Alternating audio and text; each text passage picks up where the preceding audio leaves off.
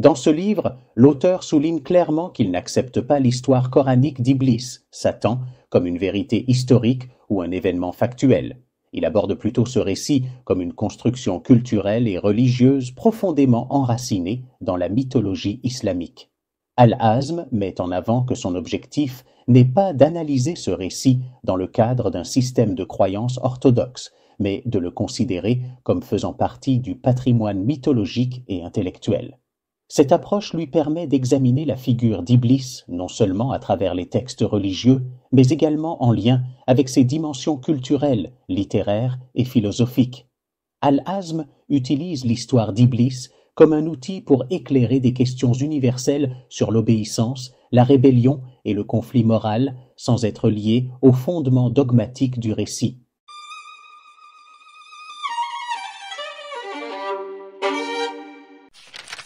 Dans son livre « La tragédie d'Iblis » ou « La tragédie de Lucifer », le philosophe et penseur syrien Sadek Jalal al-Hazm explore de manière approfondie la figure d'Iblis Satan à travers une perspective philosophique, religieuse et mythologique.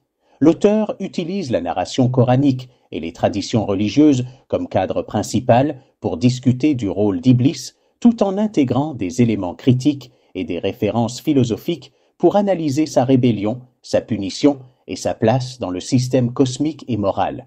Al-Hazm s'efforce de déconstruire les conceptions traditionnelles d'Iblis et propose une interprétation audacieuse et provocatrice qui défie les cadres religieux conventionnels. Le livre est organisé en plusieurs parties, chacune abordant un aspect spécifique de la figure d'Iblis, son origine, sa rébellion contre Dieu, son rôle dans l'histoire humaine et la nature de son opposition divine.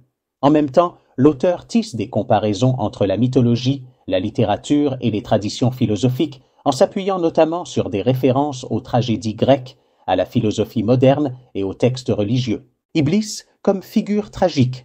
Al-Hazm commence par établir une comparaison entre Iblis et les héros tragiques de la mythologie grecque, tels qu'Œdipe ou Antigone. Tout comme ces personnages, Iblis se retrouve confronté à un dilemme insurmontable: obéir à l'ordre divin de se prosterner devant Adam ou suivre sa nature innée et son rôle en tant que défenseur de l'unicité divine, Tawhid. Al-Hazm interprète la rébellion d'Iblis non pas comme un acte de pure désobéissance ou d'arrogance, mais comme une expression de fidélité à sa compréhension de la transcendance divine. En refusant de se prosterner devant Adam, Iblis défend la pureté du monothéisme, bien qu'au prix de sa damnation éternelle. La dialectique entre l'ordre et la volonté divine. L'un des thèmes centraux du livre est le paradoxe entre l'ordre explicite de Dieu et sa volonté implicite. Al-Hazm explore l'idée que l'ordre donné à Iblis de se prosterner devant Adam était en réalité une épreuve destinée à exposer la véritable nature de Lucifer et sa capacité à choisir entre deux obligations contradictoires.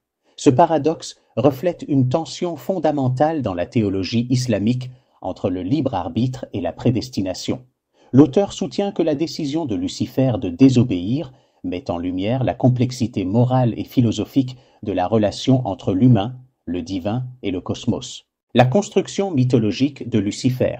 Al-Hazm analyse également la manière dont la figure d'Iblis a été construite et amplifiée dans la pensée religieuse et mythologique. Il explore les récits traditionnels et leur évolution à travers le temps, mettant en évidence comment la figure de Lucifer a été utilisée pour symboliser le mal absolu, tout en intégrant des éléments créatifs et intellectuels qui le rapprochent des figures littéraires et philosophiques complexes.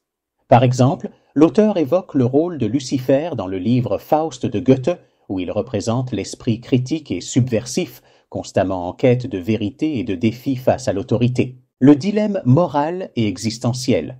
En se penchant sur les implications philosophiques du dilemme de Lucifer, Al-Hazm discute de la signification plus large de la désobéissance dans les traditions religieuses.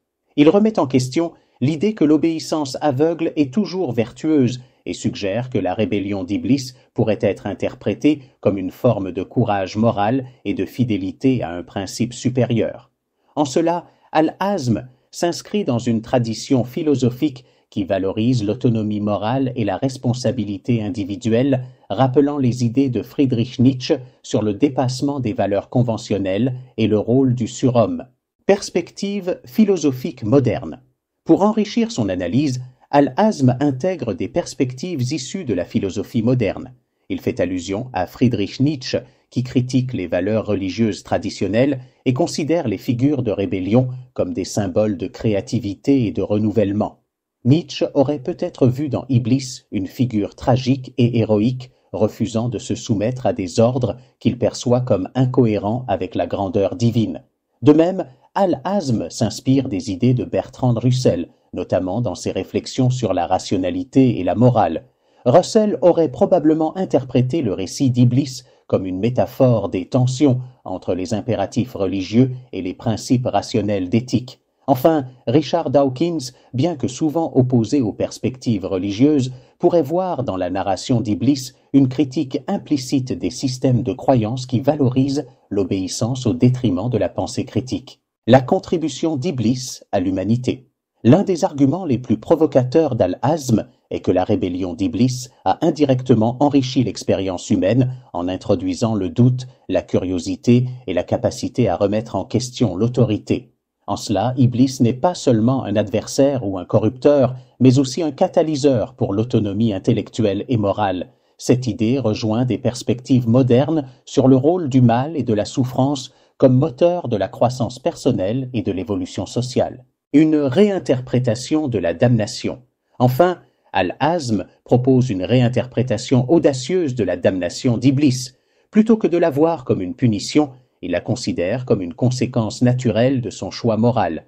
Cette interprétation met en lumière la dignité d'Iblis en tant que figure tragique, condamné non pas parce qu'il est intrinsèquement mauvais, mais parce qu'il a choisi de défendre un principe qu'il croyait supérieur, même face à des conséquences catastrophiques. La tragédie d'Iblis, de Sadek Jalal al-Hazm, est une œuvre complexe et intellectuellement stimulante qui réexamine l'une des figures les plus emblématiques et controversées de la tradition religieuse. En explorant le dilemme d'Iblis à travers des perspectives théologiques, philosophiques et littéraires, Al-Hazm défie les interprétations traditionnelles et invite à une réflexion profonde sur des questions universelles telles que la moralité, la liberté et la nature de l'obéissance. Ce livre s'adresse non seulement aux étudiants de la religion et de la philosophie, mais aussi à tous ceux qui cherchent à comprendre les tensions fondamentales entre la foi et la raison, le bien et le mal, et la quête humaine de sens.